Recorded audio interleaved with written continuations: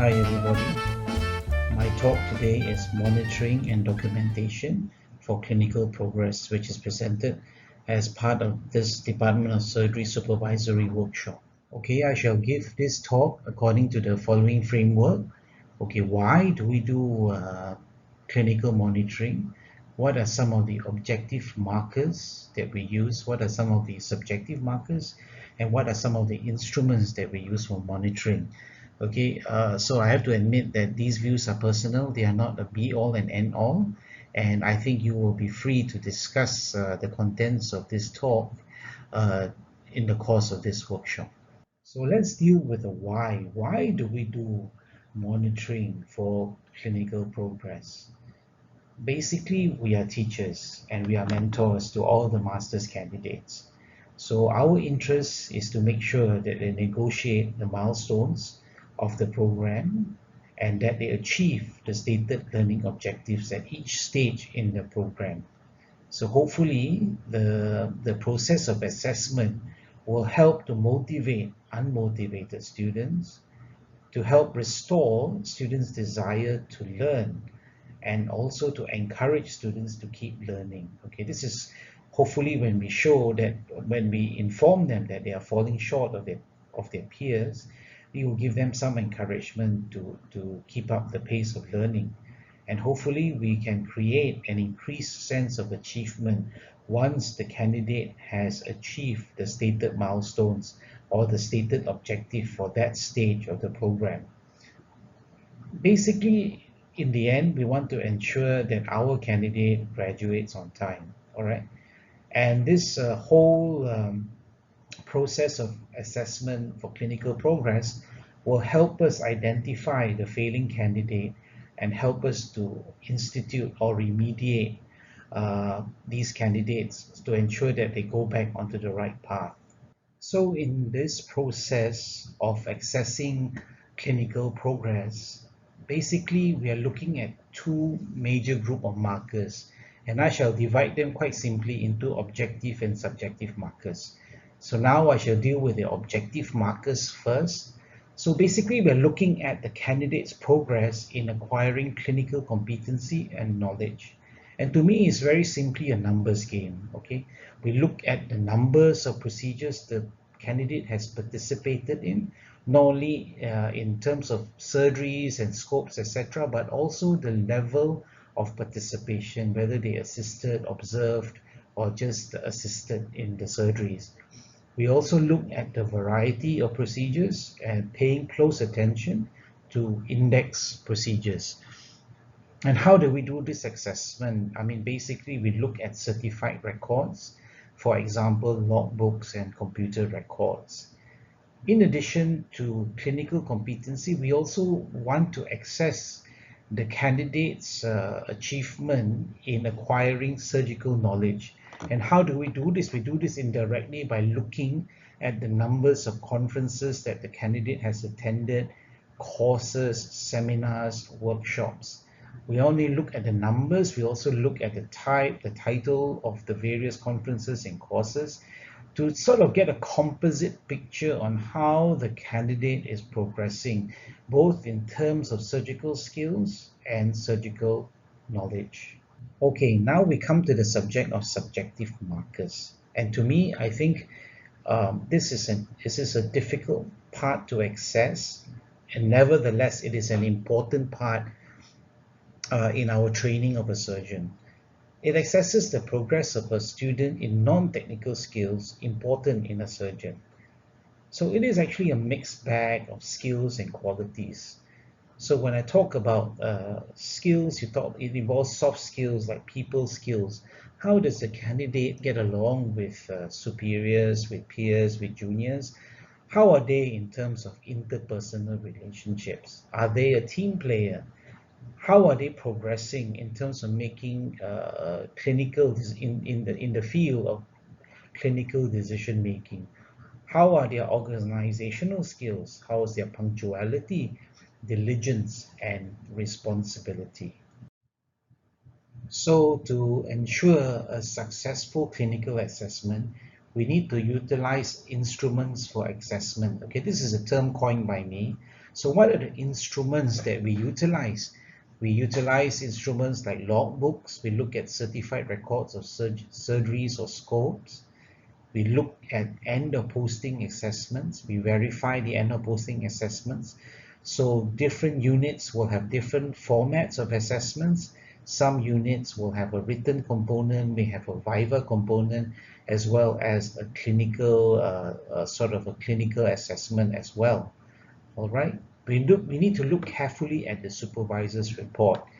And this is a part that I feel that in this country we are lacking, in the sense that supervisors rarely give adverse reports to a candidate, even though the candidate may have underperformed. Okay, so this is unfortunate because it is not, the report is not meant to be punitive, but the report is actually very useful for us to institute remedial measures for a candidate so that we may be able to catch a problem in time and hopefully avert a bigger problem in the future.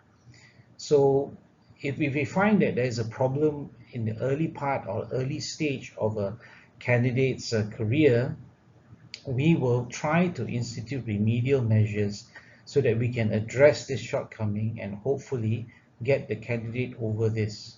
All right. So our department has regular 6 monthly evaluations, and I think the evaluations are very important, and that has given birth to this workshop. So I think to ensure that our candidate does well in the master's program, we need to have a very rigorous, honest evaluation so that we can actually identify if the candidates are doing well, then they need very little intervention. And I mean, thankfully, many of our candidates are actually responsible, forward-thinking candidates who are able to think for themselves and able to work out the plan that they need to undergo to successfully negotiate this degree course. But some candidates have issues and have problems. And these 6 monthly evaluations, rather than being punitive in nature, they actually help us identify the failing candidates and help us to hopefully institute remedial measures so that we can avert a bigger disaster in the future. All right. We also evaluate certificates, okay, attendances at conferences, workshops, and seminars. We also use instruments like personal observation. If the candidate is working in UMMC, then even though they may not be in our unit at the present time, we can still observe how they perform during calls, during maybe teaching sessions, tutorial sessions, etc., etc., etc. And if there are queries that has been flagged up from these personal observations or these 6 monthly evaluations, we have from time to time instituted ad hoc interviews and assessment to actually get down to the brass tacks of whether there really is a problem or was there an inaccurate evaluation that led to a substandard assessment. Okay, I think this is important. It is fair to the candidate, and it is also, so it's a fair and transparent process. And our basic objective is again not to be punitive, but to actually help to identify weaknesses. So of course, if all these assessments come to a conclusion that there is really no problem at all, then so be it. It's just an assessment. But if these assessments or ad hoc interviews do identify a deeper problem, then we need to sit down and institute remedial measures so that we can correct this deficiency and hopefully get the candidate through this.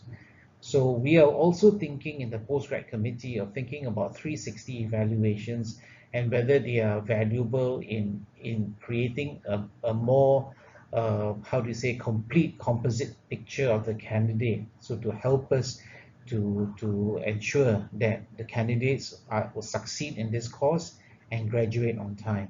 So what is the objective of clinical assessment? It's basically to ensure a good end product with the UM trademark on it. which means we want to produce a skilled, competent surgeon with sound surgical principles, with good clinical skills, and also good soft skills, is a team player, is a team leader, and hopefully a decision maker. And I can't underestimate the importance of doing a competent and thorough clinical assessment, because it is important to first of all to identify those who are doing okay, so we can actually say, okay, fine, you are now progressing along the expected trajectory. And more importantly, it also helps us to identify the weaker candidates who may need an extra help, in the specific areas that they are deficient in. And all these clinical assessments will help identify these candidates, will help identify the areas of deficits or weakness.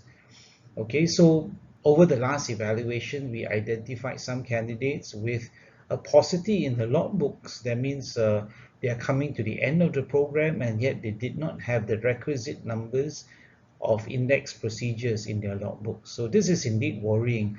And of course, we had to take remedial measures. But as you can understand, it is not nice to institute all these remedial measures in the last 6 months of a candidate's time with us in the university.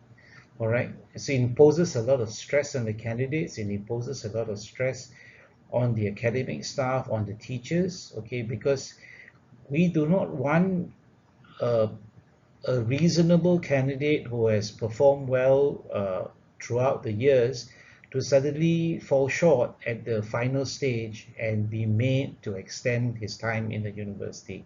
So that to me is not on. And of course, if the deficit had been identified earlier in the day, we could have taken more decisive action and made sure that the candidate, maybe assist or perform more of these surgeries, and we should have alerted the candidate way maybe in third year even, so that he knows where his deficit is and to address the deficits.